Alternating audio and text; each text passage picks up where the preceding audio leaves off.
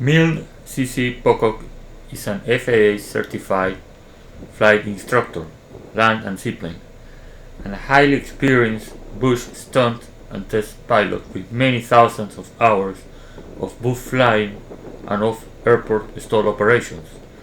Prior to immigrating to the USA, he pioneered advanced bush flying courses in South Africa way back in 2002. CC also currently holds first place in many STOL competitions around the USA. CC is probably one of the most experienced STOL backcountry, mountain, and tailwheel instructors in the world. I was fortunate to attend 4 days of training at Bush Air. Bush Air specializes in advanced backcountry, mountain, STOL, and tailwheel training. CC Pocock is the owner of Bush Air. He's been doing this training for 25 years. He started it in South Africa. When I was learning to fly the backcountry in Costa Rica, I did not have a specialized instructor, so I was reading CC's books and they were really good. I used to train after reading them.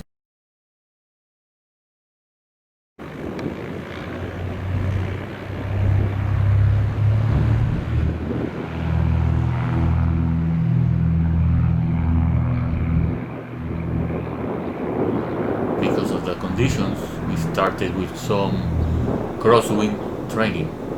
It was perfect for conditions for this because strong wind but steady, and it was perfect practice.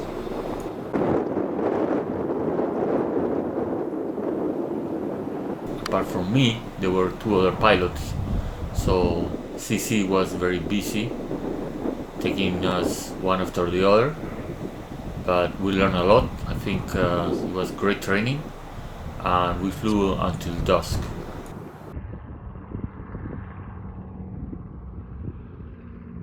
Bush Air offers you the full package, so you have a place to stay, and CC is a great cook, and you're just right there at the airport. So once you arrive here, you will do all the training. The ground school was really amazing, and I was very impressed. Day 2, the training got really good, very impressed. The first was the minimum altitude loss when doing a STOL, and it makes sense what CC teaches, because when will the STOL happen? It will be close to the ground, and the way that we learn to recover is push the nose and then gain speed, add power, and recover. And with CC's technique, I was able to recover from the STOL in only 30 feet. What you need to do is just push the nose down quickly, add power, and just break the angle of attack so it's not stalling anymore, and then you will be flying again. What you need to do is break the high angle of attack enough to be flying again, by also adding power at the same time. This was a big eye-opener. Now here CC is demonstrating power on stalls during steep turns, something that it also can happen in the real world at low altitude. Next, we practice spins. The Cessna 170B with the Sportsman STOL will not enter a spin unless you are adding power.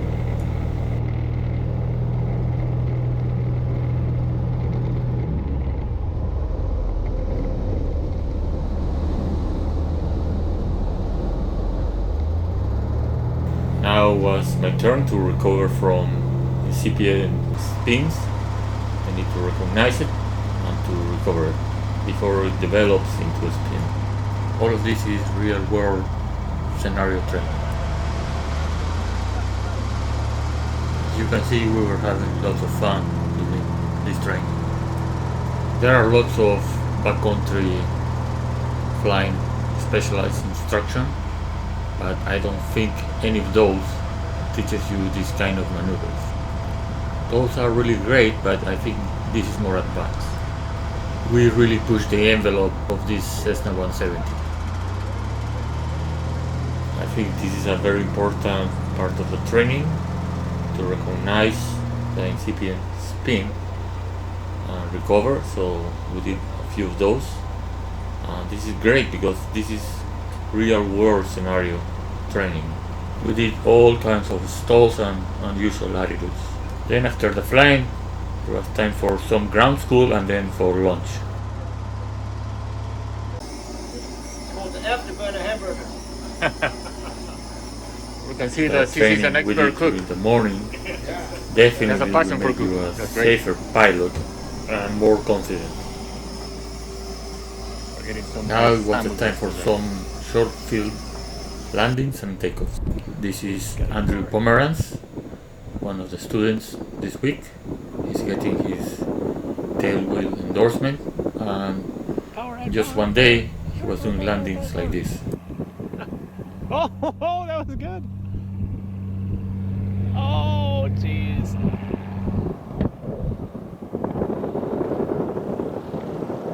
Wow, if he did that one, that's fantastic. Now let's go and interview Andrew. Was that all you? Yeah, we were under 300. Yeah. Was it you? Yeah, Great job, man. a lot of fun too. Yeah. You are doing really good.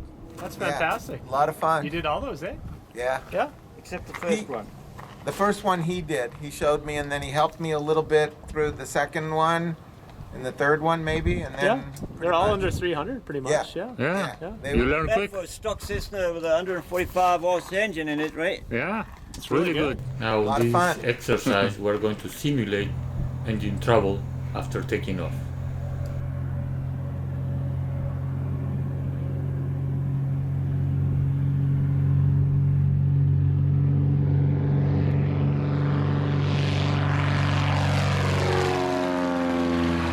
Right from the start we saw some instrument indicating that there was some trouble.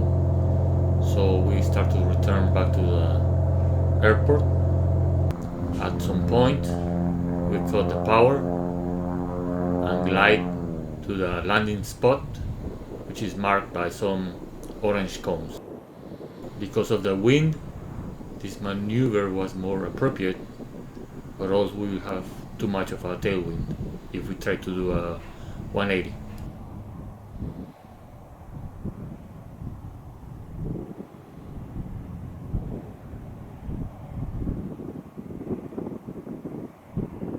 Now we talk to Ron Williams after his flight. How was your flight? Wow. It's fantastic. Yeah, awesome. Yeah. I was watching it, doing the airwork over there. Bush air operations are very smooth, everything works fine. And I will say I'm very impressed with the whole operation, and the airplanes were flying great. Also, they are very well equipped. We also did some training in off-airport operations. First we did a pass to inspect the landing area, which is something you must do when you fly off-airport. This area of the Nevada desert is a great place to train for off-airport operations. There are so many landing areas that it's like a playground. You can have landing areas for beginner pilot trying to start off-airport operations, or you can go to very challenging landing areas. This day we had some wind from the south that was not favoring some of the landing areas, but we managed to land here, which was a great place if a pilot wants to experience off-airport landings.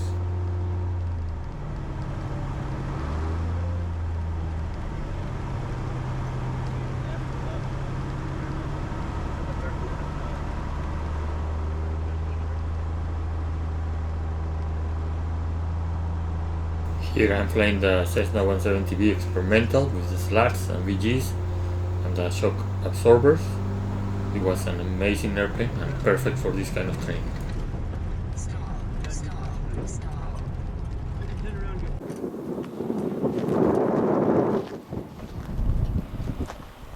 this is one of CC's spots of airport training. We're at 4,000 feet elevation. So CC, you bring some of the pilots here for... This is one of our training spots here. Yeah. We've got quite a few of them all over the place here. Depending on the winds, this one we can land in any direction over there. As you can see, there's plenty of space out here between the bushes to put down. Yeah. Some of the spots, it's wind dependent. Mm-hmm. Like the one we're going to go to now on top of the mountain. Unfortunately, that one's a little bit too risky with where the winds are. Yeah, this is another landing area, very close to the one we just landed. And CC is in the controls of the Cessna 170B experimental. It's going to demonstrate how short this airplane can land and also how the shock absorbers do the work.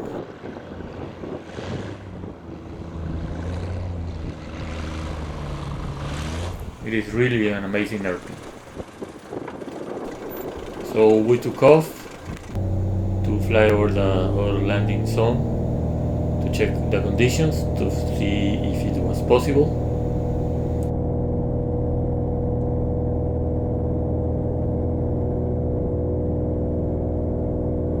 This particular part of the training was great because the conditions were not good. We do a low and slow flyby over the landing area, and then we decided it was not too smart to land in these conditions, so we just went somewhere else, which is a very real scenario that can happen in real life. Always check the area, first where you're going to land, and then how the conditions are for this day.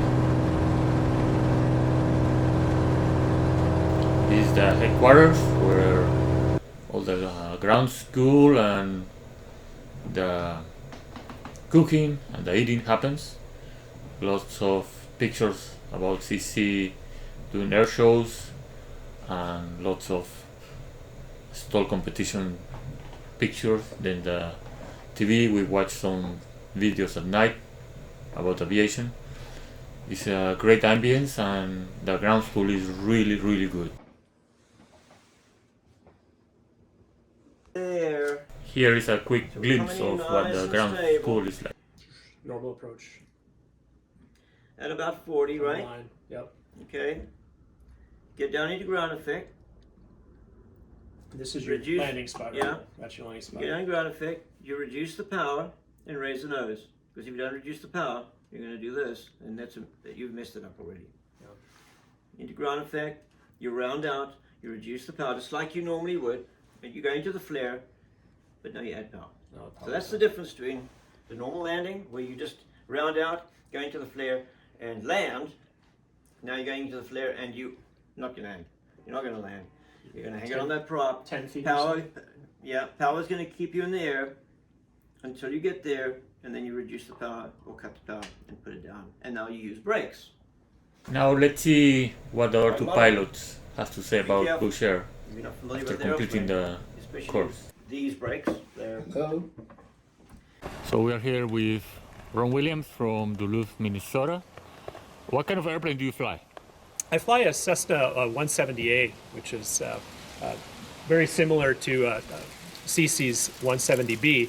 And I've been flying that for about 5 years, Cessna 178. Okay, and how did you find about Bush Air? You know, I've been following CC for about a decade now, so following his STOL and his backcountry type training, and I thought this would be a great opportunity to learn my plane and learn some precision flying. Yeah, and you've been here already 4 days. What do you think of the training so far? Yeah, so far it's been fantastic, eye-opening, fully changing for a pilot who's been flying for about 35 years, and this style of training has been just amazing to be able to fly precision and learn the safety aspect of flying precision. So highly recommend this type of training for any pilots. Yeah, out there, so same here. Very impressive. it's great. I'm also very impressed. Okay, thank you, Ron. Good, thank you. And now here we are with Andrew Pomeranz from Los Angeles. Los Angeles, California. He speaks perfect Spanish, no? Sí, yo pienso sí. Okay. So, what kind of airplane you fly? Mostly the full line of Cessna singles, all the way from the 152 up through the 210. Okay, and how would you say your experience is for off airport or STOL flying? I've had some, but it's probably minimal. Okay, and what do you think about the training so far? Amazing. Fantastic. I'm learning things after all my years of experience, all my certificates, ratings, and flying time. I'm amazed at what I've learned here in the last few days. It's made me a better pilot, a safer pilot, and I'm having a good time on top of everything else. The food is amazing also, huh? Yes, for sure. Here is Okay, a short You're interview welcome. with CC where I asked some questions about bush air. So how long have you been doing this? 25 years. Yeah. So what kind of level of a pilot you need to be to come to this course? You don't have to be at any level. You can be a student pilot at the Okay. end of the day. Depends what you want to achieve in the training. Okay. What course do you want to do? Do you want to do initial tailwheel, combination backcountry flying and tailwheel training at the same time? Or do you have a tailwheel endorsement? Do you want to do level 1, level 2? There's different options. And also you can be a very experienced pilot and with lots of advantage of this course. Yeah. Lots of experience.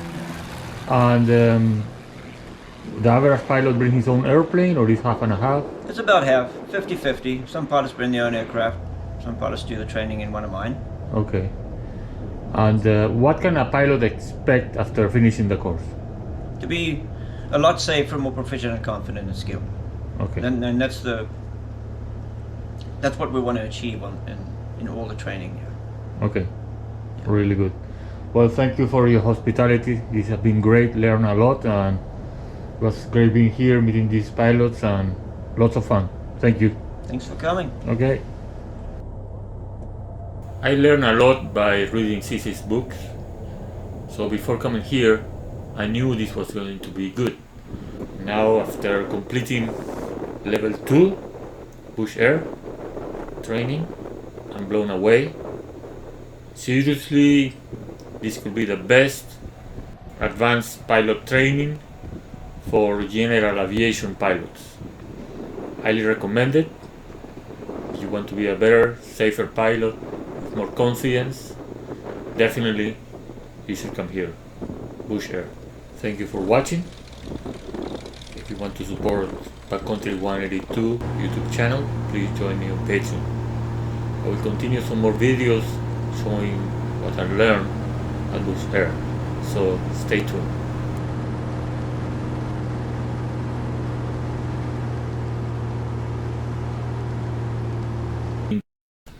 It is very easy to join Patreon. Go to my YouTube channel, the link is in the description of this video, and navigate below Backcountry 182 at the top right. You can click on Patreon and it will take you to the Patreon page where you can select your membership level. It will show you the peers and everything. By becoming a Patreon for Backcountry 182, you will not only be helping the YouTube channel, but you can also get direct advice or discount on some aviation products for your airplane, or advice or products for your airplane. We can chat, video call if needed.